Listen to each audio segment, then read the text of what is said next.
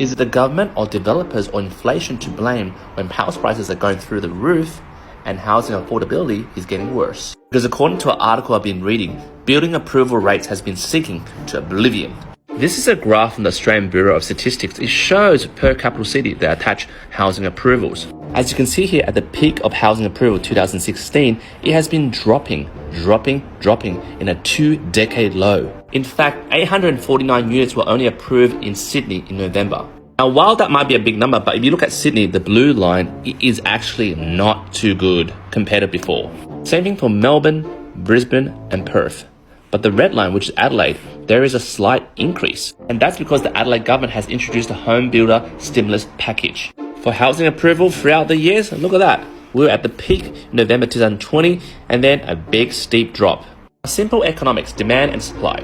Australia's population is expected to grow from 25.7 million this year to 29.9 million by 2033. And by 2060, 50 million. Plus migration, overseas students turn into permanent residents. More and more people will be coming into Australia, but with limited housing. What happens when there's limited housing?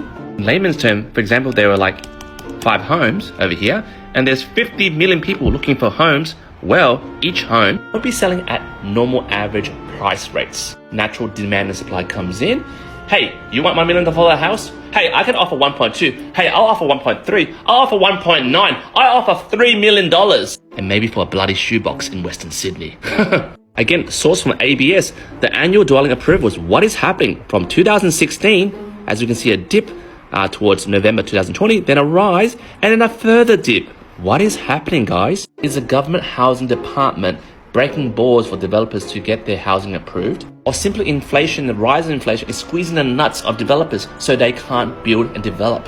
Mind you, price of land in most capital cities, especially Sydney, is crazy at the moment. Jump in the comment, guys. Tell me, why is there a bottleneck on housing approval? Why is there not more housing approval for the expected population? Yikes! And so,